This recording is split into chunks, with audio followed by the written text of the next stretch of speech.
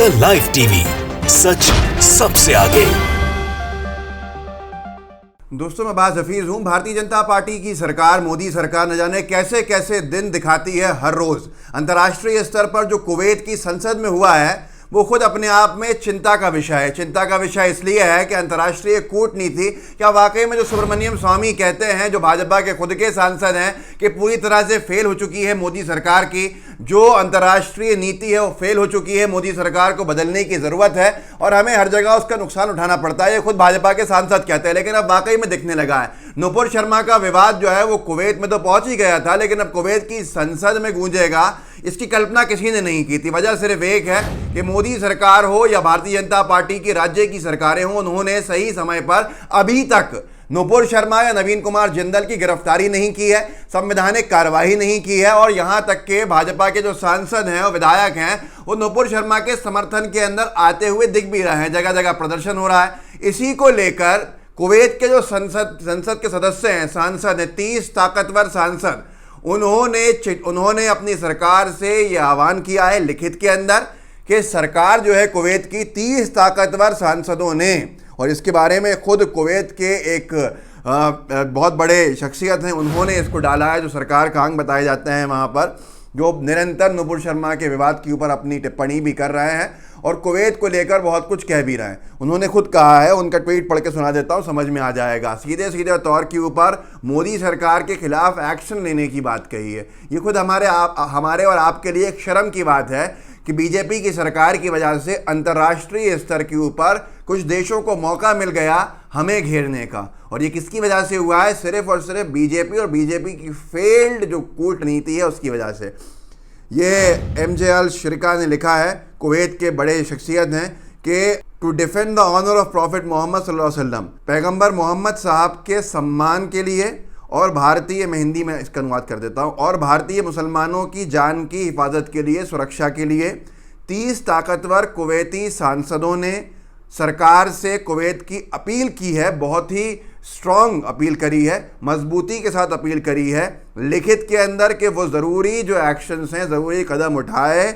जो बीजेपी की सरकार जुल्म ज़्यादती कर रही है भारत में लोगों के ऊपर, उसके खिलाफ, और ये 3 स्तर, 3 फ्रंट्स के ऊपर उठाया जाए। आर्थिक, मतलब व्यापारिक जो हमारे संबंध हैं उसके ऊपर इन्होंने कहा है इन 30 सांसदों ने कि उसके ऊपर रिव्यू किया जाए।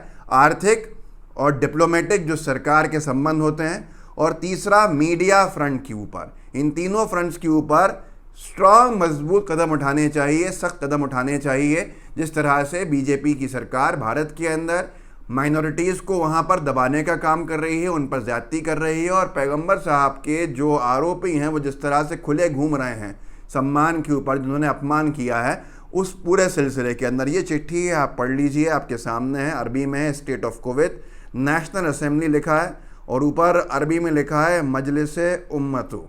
अब इसका जो भी नेशनल असेंबली को कहते हैं वहाँ पर ये है। अब ये पूरी की पूरी चीज़ें आपके सामने हैं। एक है पेज, दूसरे पेज के ऊपर 30 सांसदों के लिखित के अंदर नाम हैं, उनके आगे हस्ताक्षर भी रहे हैं। तो ये सारा का सारा मामला जो है वो कुवैत के अंदर उठ रहा है, और कुवैत निरंतर, कुवैत की असेंबली के अंदर, नेशनल असेंबली में, जो वहाँ की लोकसभा मान लीजिए, जो वहाँ की नेशनल असेंबली है, उनका जो नेशनल हाउस है, उसमें इससे पहले भी हंगामा हो चुका है।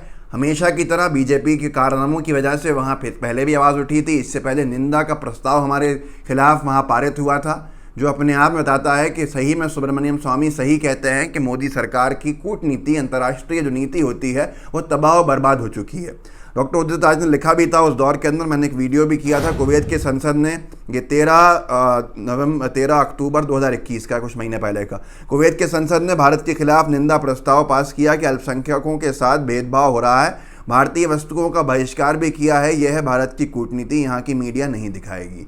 अब यहाँ की मीडिया क्या दिखा रही थी? हमारी गोदी मीडिया मोदी सरकार को बचाने के लिए कि कुवैत जो हमारे खिलाफ बोल रहा था, उसने भारत सरकार से, मोदी सरकार से बहुत सारे टन जो है गोबर इंपोर्ट किया है, और ये अपने आप में एक उपलब्धि बताई जा रही थी कि हमने गोबर के माध्यम से कुवैत का मुंह बंद कर दिया। और उसका परिणाम ये हुआ, ऐसी खबरें चलाने का, कि कुवैत के 30 ताकतवर सांसदों ने हमारे खिलाफ मोर्चा संभालने का वहाँ काम किया, जो अपने आप में एक बहुत बड़ा चिंता का विषय है, क्योंकि हम सिर्फ बीजेपी सरकार का खामियाजा पूरे देश को भुगतना पड़ता है और देश ने इनको चुना है सरकार चलाने के लिए और सम्मान बरकरार रखने के लिए। ऐसे नहीं कुवैत वगैरह सारे देश जो है हमारे खिलाफ मुकर होकर बोलने लगे।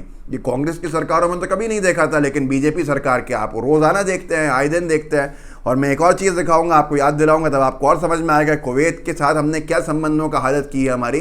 तो वो जो कुवैत के गोबर वाला मामला था, उस पर भी वहाँ के जो राजनीति में हैं सब सक्रिय, उन्होंने स्ट्रांग स्टैंड लेके ट्वीट्स किए थे कि मैं ये गोदी मीडिया जो भी कर रहा है चैनल्स, इनके ऊपर केस कर देंगे हम, क्योंकि हमारे सरकार ने नहीं बल्कि कुछ नर्सरीज़ का जो काम करते हैं कुवैत के अंदर, जो पौधे पेड़ लगाने का और बेचने का काम करते हैं, वो निरंतर इस तरह से काऊ डंग मतलब गोबर इंपोर्ट करते हैं। तो उन्होंने किया था, इसको पूरी सरकार से नहीं जोड़ा जाए। और मैं आपको याद दिलाऊंगा कि कुवैत से हमारे संबंध जो बार बार ऐसे टकरा रहे हैं बीजेपी सरकार की गलती से, इससे पहले भी जो बीजेपी के लोगों ने और बीजेपी की कर्नाटक सरकार ने हिजाब का मुद्दा उठाया था, उस हिजाब के विषय के ऊपर न्यूज़ 9 ने लिखा था और भी अखबारों ने लिखा था उस वक्त, अभी से कुछ 3 महीने पहले, Kuwaiti MP joins international criticism of hijab row demands ban on entry to BJP leaders. इस हेडलाइन के बाद लिखा हुआ है और इस हेडलाइन में भी लिखा हुआ है कुवैती सांसदों ने अंतर्राष्ट्रीय स्तर पर जो हमारे ऊपर चर्चा हो रही है, हमें क्रिटिसाइज़ किया जा रहा है हिजाब के मामले के अंदर कि हमने हिजाब को ज़बरदस्ती हटवाने का बीजेपी सरकार ने काम किया है कर्नाटक में। तो वहाँ के जो भाजपा के नेता हैं हमारे यहाँ के, इनको लेकर कुवैत की संसद के अंदर सांसदों ने कहा था कि इनकी एंट्री पर प्रतिबंध लगाया जाए। अब बड़ा विषय यह है कि सांसद जहाँ के भी हों हैं तो भारत के, और हमारे देश के सांसद हैं, बीजेपी के हों कांग्रेस को हों, कुछ से फ़र्क नहीं पड़ता। जब आप अंतर्राष्ट्रीय स्तर पर चले जाते हैं तो फ़र्क इस बात पे पड़ता है कि ये आपके देश के सांसद हैं, पार्टी पर मायने नहीं रखती। लेकिन ऐसा दिन दिखाने के लिए किसने मजबूर किया? ये बीजेपी की नीतियाँ हैं। और आज हमें और आपको समझना होगा कि भारतीय जनता पार्टी को शायद सरकार चलाना तो बिल्कुल नहीं आता है, नहीं तो वो ऐसे फ्रिंज एलिमेंट्स जो वो खुद कह रही है जिनको, उनको कब का गिरफ्तार करके ये पूरे के पूरे इशू को शांत कर देता है। लेकिन अनभक्त नाराज़ हो जाएंगे। अनभक्तों की नाराज़गी जो है वो बहुत महत्वपूर्ण है, उनकी खुशी भी बहुत महत्वपूर्ण है। भले ही अंतर्राष्ट्रीय स्तर पर हमारे खिलाफ कोई प्रस्ताव आ जाए, किसी भी तरह की बहस हो जाए, हमारे ऊपर सैंक्शंस लगाने की बातें की जाएं, लेकिन बीजेपी की सरकार को कोई फर्क नहीं पड़ता। जब तक अनभक्त खुश है, उनकी सरकार उनको लगता है सुरक्षित है। लेकिन ये बड़ा विषय है कि कुवैत के 30 सांसदों ने हमारे खिलाफ एक प्रस्ताव ला के रखा कि बीजेपी की जो मोदी सरकार है भारत की,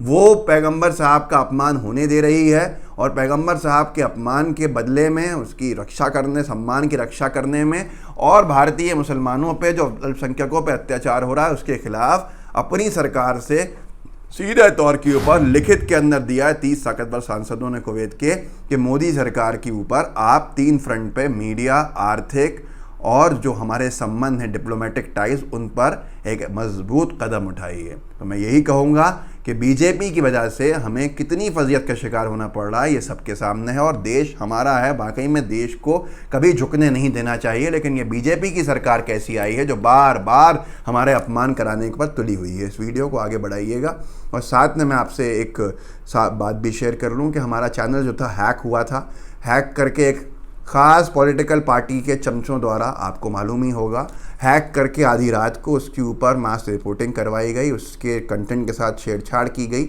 यूट्यूब ने हटाया, लेकिन आप सबके सपोर्ट के बाद यूट्यूब ने रिस्टोर कर दिया चैनल, क्योंकि वहाँ पर समझ में आया कि हाँ ये हरकत की गई है। तो ऐसी बार बार हरकतें होने का मतलब है कि आपकी हमारी आवाज़ जो है वो दूर तक पहुँच रही है। तो आवाज़ को और मजबूत बनाइए, क्योंकि आप आवाज़ को मजबूत बनाने वाले भी हैं और आप ही यहाँ तक ला के रखने वाले भी हैं। तो सुरक्षा भी आप ही की जिम्मेदारी है। इस बात को और फैलाइए और जितने लोगों को साथ में जोड़ सकते हैं जोड़िए, ताकि हमारी और आपकी आवाज़ और मजबूत हो। तो इस वीडियो को ज़रूर व्हाट्सएप ग्रुप में शेयर कीजिएगा, साथ में लाइव टीवी को सब्सक्राइब कीजिएगा और बेल आइकन दबाइएगा। जय हिंद, जय भारत। द लाइव टीवी, सच सबसे आगे।